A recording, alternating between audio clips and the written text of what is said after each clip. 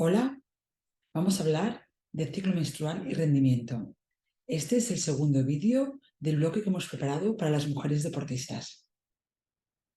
Esta figura ya la habíamos explicado en el primer vídeo sobre el ciclo menstrual y la repetimos porque a ella nos referenciaremos todo el rato para explicar cómo influyen las hormonas en el rendimiento.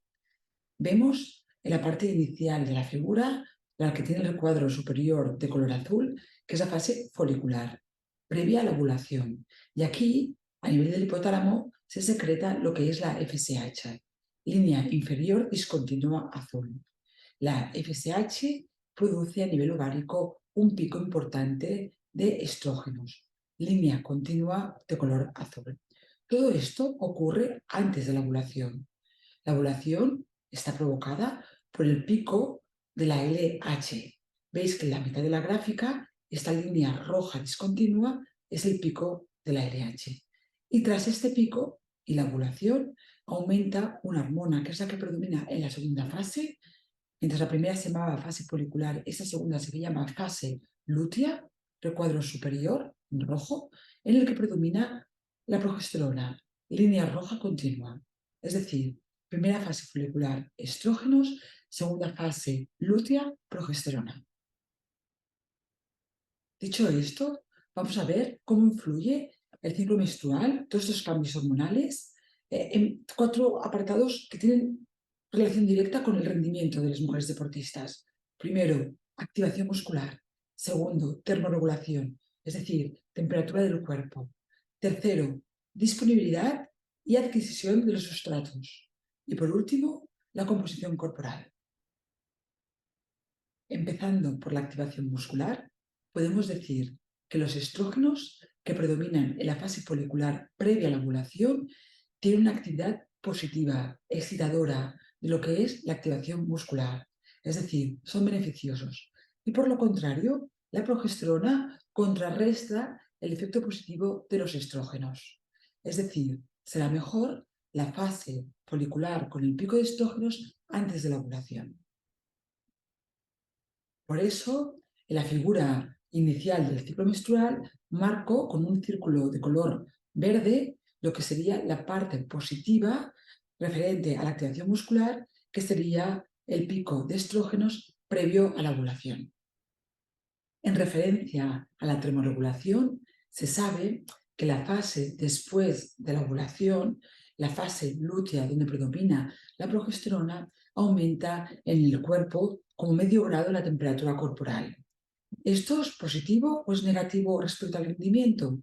Pues se ha visto que lo que parecía que podía ser negativo no es cierto del todo y depende del tipo de deporte.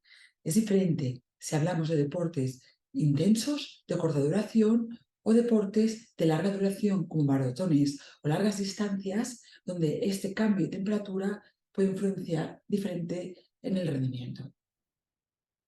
Se ha visto que si hablamos de ejercicios como sprint, multisaltos, ejercicios explosivos de corta duración, este pequeño aumento de temperatura que ocurre después de la ovulación y justamente antes de la regla, fase lútea, puede ser incluso beneficioso para este tipo de deportes.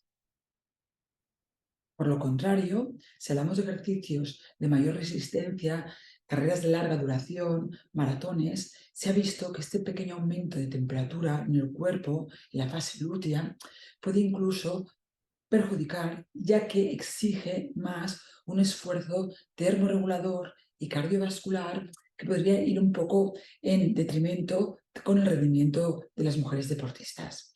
Aún así, se sabe que un buen calentamiento previo a lo que es la práctica de este tipo de deportes podría un poco disminuir esta afectación sobre el rendimiento.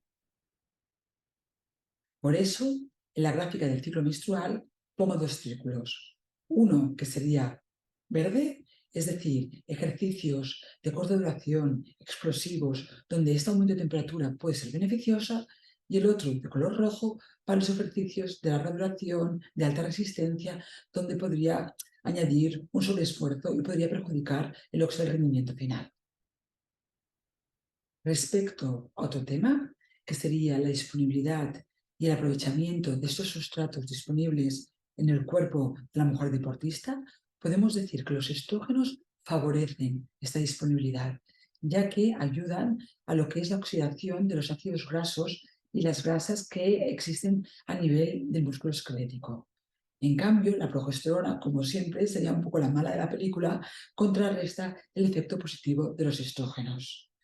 Aún así, se sabe que con un consumo adecuado previo al ejercicio de carbohidratos, esta diferencia podría compensarse.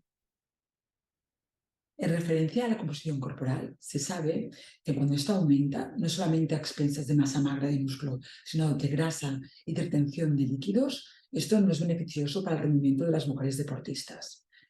Si lo relacionamos con las hormonas, podemos decir que la progesterona, la hormona que predomina en la segunda fase del ciclo, es decir, después de la ovulación y antes de que venga la regla, es la que produce mayor retención de líquidos. Es decir, sería la que no mejoraría, la que no ayudaría a tener un buen rendimiento deportivo. Y eso se debe a su relación con dos sustancias. Una es la disminución de la insulina. Eso hace que justamente antes de la regla las mujeres tengan más apetito y consuman más alimentos. Y otra sustancia, la aldosterona. La aldosterona que aumenta la retención de líquidos. Y por ello nos podemos sentir mucho más hinchadas justamente antes de la regla. Por lo explicado, coloco este círculo de color rojo, color desfavorecedor, en la segunda fase del ciclo, después de la ovulación. La progesterona es la que es culpable, la responsable del aumento de la composición corporal a expensas sobre todo de retención de líquidos. Y como resumen global, hablar de qué es lo que está publicado, qué es lo que está demostrado sobre lo que es la influencia del ciclo menstrual en el rendimiento de las mujeres deportistas. Pues aquí tenemos un metaanálisis que recoge todos los diferentes estudios validados científicamente y habla de dos tipos de rendimientos. El rendimiento subjetivo, percibido por las atletas, y el rendimiento objetivo, medido por los entrenadores a nivel de marcas y rendimiento que se puede medir en muchos parámetros. Respecto al rendimiento percibido por las atletas, vemos que realmente el 60% de ellas tienen una real percepción de que el ciclo menstrual influye en su rendimiento. Y sobre todo, la peor fase para ellas es la segunda fase con menos estrógenos después de la ovulación y justamente antes de la regla. Todo esto también se relaciona con la serotonina. La serotonina es una sustancia estimulante a nivel cerebral y justamente se disminuyen los estrógenos. Y si pasamos a hablar de rendimiento objetivo, vemos que 35 estudios hablaban de este. De ellos, 15 encuentran diferencias del ciclo menstrual y el rendimiento de las mujeres deportistas. Pero por lo contrario, hay 20 de ellos que no encuentran una influencia real. Estamos hablando de rendimiento anaeróbico, fuerza muscular y rendimiento aeróbico. Y respecto a este rendimiento objetivo, los que sí que encuentran diferencias dicen que para el rendimiento de ejercicios de mayor resistencia, la mejor fase es la fase folicular temprana, donde aumenta el pico de estrógenos. Y para rendimientos que requieren de más fuerza y rendimiento anaeróbico, sería la fase también justa, previa a la ovulación, donde los estrógenos ya están más consolidados. Y por lo contrario, la fase que más afectaría negativamente al rendimiento de aquellos ejercicios anaeróbicos sería justamente antes de la ovulación. Pero lo más importante, donde hay mayor evidencia, es que disminuye el rendimiento para ejercicios de fuerza y ejercicio aeróbico justamente antes de que venga la regla. Todo lo que sería previo a la menstruación relacionado con el síndrome premenstrual.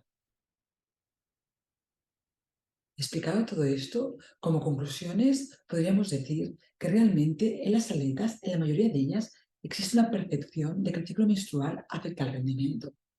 Sí que es verdad que cuando hablamos de lo que es el rendimiento objetivo, medible con marcas y resultados, no todos los estudios están de acuerdo, pero se sabe que la percepción de las mujeres deportistas es muy importante realmente para el rendimiento y si ellas lo perciben como tal, puede influenciar finalmente. Por eso animamos a que se tenga en cuenta el ciclo menstrual, lo que es la planificación de los entrenos y también en lo que sea la planificación de los objetivos marcados por los entrenadores y las propias atletas. Luego también hablaremos en otro vídeo de un síndrome que ya empezamos a tener que tener en mente todo el mundo que nos dedicamos al mundo del deporte, que es el síndrome de deficiencia energética relativa en el deporte. En el próximo vídeo hablaremos de él.